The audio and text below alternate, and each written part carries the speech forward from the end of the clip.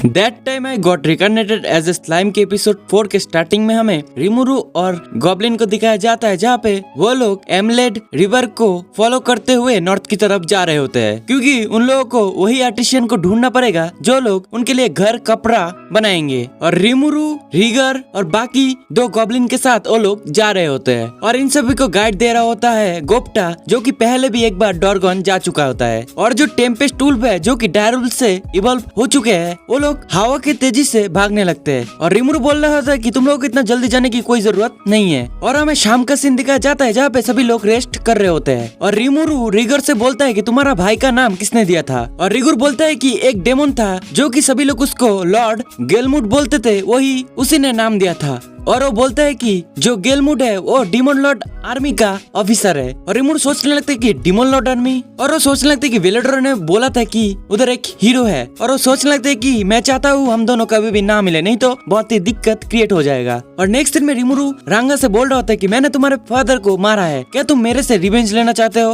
और रांगा बोलता है कि कभी कभी मैं सोचता हूँ, लेकिन मास्टर अपने जब हम लोगों को हराया था तब हमारी जान अपने बख्श नहीं दिया था, बल्कि हम लोगों को नाम भी दिया था, इसलिए हम बहुत ही ज्यादा ऑनर फील करते हैं। और रांगा बोल रहा होता है कि हमारी लॉयल्टी सिर्फ आपके लिए है मास्टर। तो हमें नेक्स्ट रात का सीन दिखाया जाता है जहाँ पे गोप्टा बोल रहा होता है वो जो सिटी है उसे ऑफिशियली आर्मेड नेशन ऑफ डॉर्गन बोला जाता है। और वो सिटी बहुत ही खूबसूरत तरीके से कंस्ट्रक्ट किया गया है एक गुफा के अंदर, जो कि नेचुरली बना हुआ है। और गोप्टा बोल रहा होता है कि वो सिटी सिर्फ डॉर्वर्स के लिए नहीं है, बल्कि एल्व्स, ह्यूमन, मॉन्स्टर और बाकी कई तरह के लोगों के लिए है। और एल्व्स का नाम सुनते ही रिमुरु के दिमाग में लड्डू फूटने लगता है। और गोप्टा बोलता है कि उधर एक किंग है जिसका नाम है गाजल डॉर्गो, जो कि एक हीरो के नाम से जाना जाता है और वो डीपली उसके लोगों से इंस्पायर हुआ है। और रिमुरु बोलता है कि क्या मॉन्स्टर को डॉर्गन के अंदर जाना अलाउ है। और रिगुर बोलता है कि डॉर्गन एक न्यूट्रल ट्रेड सिटी है और इसीलिए उधर सभी तरीके के फाइटिंग बंद है उस राजा के जरिए। और ये भी बोलता है कि ये सब कुछ पॉसिबल हो पाया है उस किंगडम के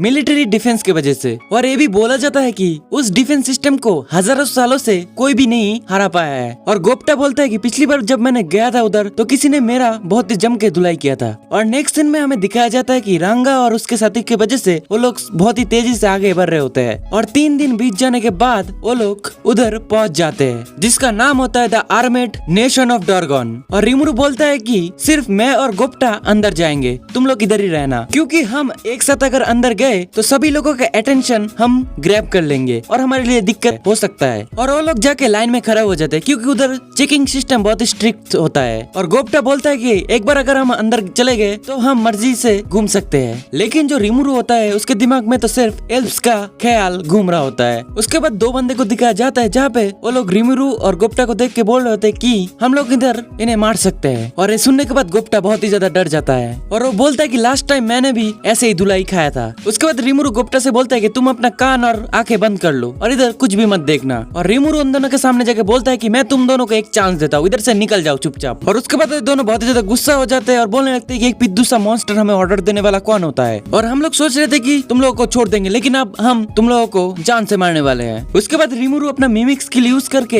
एक टेम्पेस्ट स्टार वुल्फ में कन्वर्ट हो जाता है और वो बोलने लगते हैं कि तुमने सिर्फ अपना अपीयरेंस चेंज किया है, पावर नहीं, तो हम लोग बिल्कुल भी डरने वाले नहीं है। और उसके बाद उधर 3 बंदा आके इन लोगों के साथ ज्वाइन करके रिमुरु के ऊपर एक एक करके हमला करना स्टार्ट कर देते हैं। लेकिन जो रिमुरु होता है उसे कुछ भी नहीं हुआ होता है। और उसके बाद रिमुरु अपना मेन स्किल यूज करते हुए एक बहुत ही बड़ा स्टॉर्म क्रिएट करके सब कुछ उड़ाने लगता है और सब कुछ धुआं धुआं हो जाता है। उसके बाद ग्रेट सेज रिपोर्ट करता है कि 16 लोग भाग चुके हैं, 68 लोग कंफ्यूज हो चुके हैं और 92 लोग बेहोश हो चुके हैं। और उसके बाद उस किंगडम का गार्ड आके रिमुरु और गोप्टा को जेल में बंद कर देते हैं। और उसके बाद कैप्टन ऑफ सिक्योरिटी काइडो को दिखाया जाता है जो कि बोल रहा होता है कि तुम एक गॉब्लिन और एक स्लाइम हो और इजी टारगेट होने की वजह से वो लोग तुम लोगों पे हमला किया है। और रिमुरु बोलता है कि हम लोग ट्रबल में आ गए थे, इसलिए हम लोग सिर्फ उन लोगों को डराने की कोशिश कर रहे थे। और काइडो बोलता है कि तुम्हारे बात से हमारा रिपोर्ट मैच कर चुका है, इसलिए हम लोग तुम्हें छोड़ देंगे। और उसके बाद एक सोल्जर आके काइडो को बोल रहा होता है कि हमारे माइंड पे एक आर्मासोरस आ गया है और वो पे जो गर्म और उसके भाई थे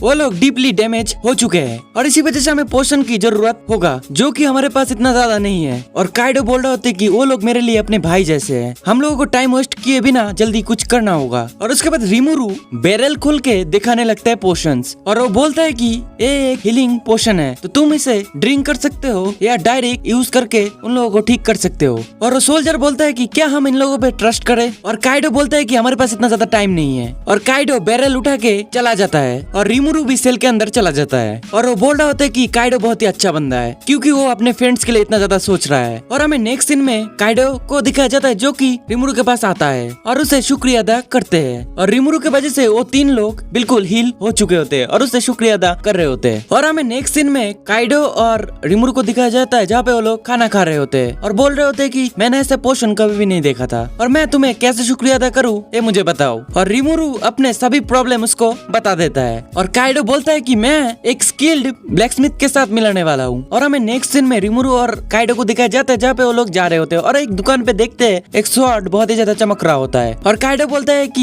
ये स्वॉर्ड उसी ने बनाया है जहाँ पे हम लोग अभी जाने वाले हैं। और हमें नेक्स्ट सीन में वो लोग उधर पहुंच चुके होते हैं जो कि काइडो का ओल्डर भाई काइजिन होता है। और तभी उन तीनों बंदे को भी दिखाया जाता है जो कि उस ब्लैकस्मिथ के 3 भाई होते हैं और वो लोग अपने आप को इंट्रोड्यूस करते हैं और वो लोग बोलते हैं कि इसी स्लाइम ने पिछले दिन हम लोगों को बचाया था। और काइजिन रिमुरु को शुक्रिया अदा करता है और काइजिन बोलता है कि मैं तुम्हारे लिए क्या कर सकता हूँ। और रिमुरु अपना सभी प्रॉब्लम उसको बताता है लेकिन काइजिन बोलता है कि मुझे माफ करना क्योंकि मैं एक बहुत ही जरूरी काम कर रहा हूँ अभी, जो कि एक मिनिस्टर ने मेरे को एक इम्पॉसिबल काम सौंप दिया है। और काइजिन बोलता है कि उसने मेरे को 20 शॉट बनाने का ऑर्डर दिया है और मुझे लगता है कि वो लोग वार में जाने वाले हैं और मुझे इसी हफ्ते ये काम खत्म करना और मेरे पास इतना ज्यादा मटेरियल भी नहीं है। और काइडो बोलता है कि तुमने फिर मना क्यों नहीं किया उसे क्योंकि एक इम्पॉसिबल काम है। और काइजिन बोलता है कि मैं काम लेने वाला नहीं था लेकिन जो मिनिस्टर वेस्टा था वो बोल रहा था कि सभी तुम्हें एक ग्रेट ब्लैकस्मिथ के नाम से जानते हैं और क्या तुम ये सिंपल टास्क भी नहीं कर सकते हो। और इसी वजह से काइजिन मान जाता है स्वॉर्ड बनाने के लिए। और काइजिन बोलता है कि हमारे पास एक मटेरियल कम है जिसे मैजिक और बोला जाता है और इसी वजह से वो तीनों भाई उस माइन पे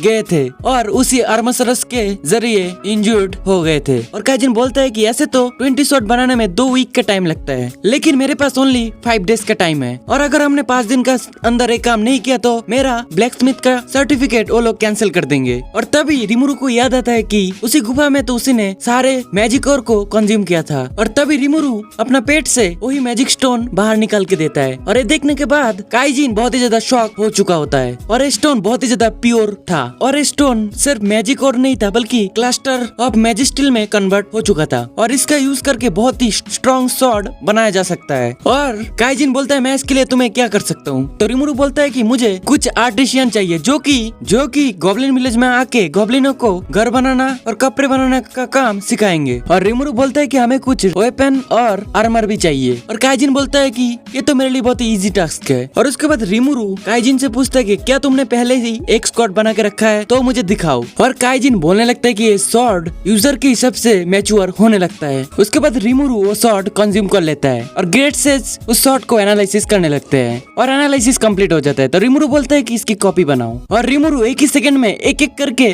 20 स्वॉर्ड क्रिएट कर देता है। और देखने बाद वो लोग बहुत ही ज्यादा खुश होते हैं और बोल रहे होते हैं कि टाइम के पहले ये स्वॉर्ड डिलीवरी कर दूंगा। और वो लोग पार्टी करने के लिए एक क्लब में जाते हैं जिसका नाम होता है बटरफ्लाइज ऑफ द नाइट और सभी एल्फ्स उन लोगों को वेलकम करती है जो कि बहुत ही ज्यादा क्यूट होते हैं। और रिमुरु बहुत ही ज्यादा एंजॉय कर रहा होता है, देख ही सकते हो कितना ज्यादा एंजॉय कर रहा है। और रिमुरु सोच रहा होता है कि ये तो मेरे लिए एक हेवन है और वो सभी बहुत ही ज्यादा खुश होते हैं और वो लोग ड्रिंक करते करते बातचीत कर रहे होते हैं। और तभी क्लब के बाहर हमें एक बंदे को दिखाया जाता है और ये एपिसोड इधर ही खत्म हो जाता है। तो वीडियो अगर अच्छा लगे तो वीडियो को लाइक करके चैनल को सब्सक्राइब जरूर से कर देना। तब तक के लिए सायोनारा।